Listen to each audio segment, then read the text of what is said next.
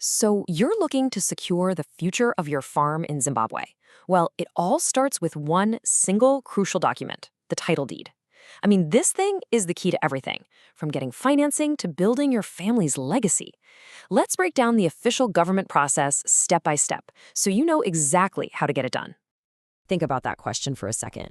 Because securing your farm's future, that means turning it from just a piece of land into a powerful, lasting asset.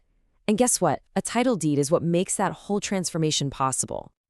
I mean, just think about the real power a title deed gives you. It's the key that unlocks bank loans and attracts investment.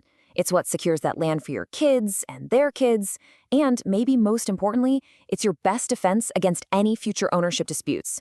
We're talking about gaining full, undeniable, legal ownership. Okay, so how do you actually get there? Well, the ministry has laid out a pretty clear 5-step roadmap.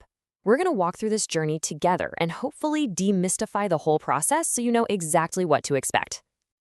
Here it is, the whole path laid out for you. It all starts with getting your existing documents verified. Then there's a technical check to see if your farm has been surveyed. After that, a simple fee payment. Then you'll complete the actual application form. And finally, submit it for evaluation. It's a pretty logical sequence, so let's dive into each step. First up, step 1, document verification. Before anything else can happen, you've got to gather all your essential paperwork. We're talking about your offer letter, your 99-year lease, or your A1, A2 permit.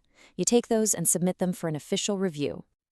And why is this step so important? Well, the ministry is basically doing 3 things here. First, they're making sure your documents are the real deal. Second, they're checking that there are no existing fights over the land. And third, they're verifying that you're in compliance with past audits. This step just cleans the slate and stops problems before they can start.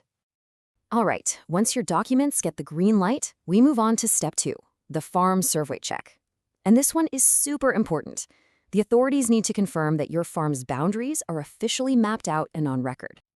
Now, at this point, your journey can go one of 2 ways. If your farm has already been officially surveyed, that's fantastic. You can just move right along. But if not, you're going to have to stop and formally request a survey. You'll do this at what's called a one-stop center, which is a government office set up for this stuff. Just a heads up, this is a really common bottleneck, so it definitely pays to know your service status early on. Step 3 is about as straightforward as it gets, paying the application fee. It's a mandatory part of the process, it's non-negotiable, and the amount is the same for everyone. So what are we talking about? A flat $10. Now, it's important to remember this is a non-refundable processing fee, and you'll pay it right there at the one-stop center. It's a simple step, but you absolutely have to do it to keep your application moving. With all that prep work out of the way, you've finally reached step 4, filling out the official title deed application form. This is it. This is you making your formal request for ownership. You can grab this form at a one-stop center or even at your local district lands office. Okay, we're on the home stretch. The final step in the application journey is step 5, the valuation. Once your form is all filled out, you'll submit it and it gets sent over to the valuation office for a formal assessment. So what actually happens during the valuation? Well, officials will assess your property's value, and then that assessment gets reviewed by a few different officers, going all the way up to a director. You should probably plan for this part to take about 1 to 2 days, so make sure you factor that time into your plans. Okay, so now you know the steps, but how do you make sure the whole process goes as smoothly as possible? Let's talk about some key pointers to help you dodge those common and really frustrating delays.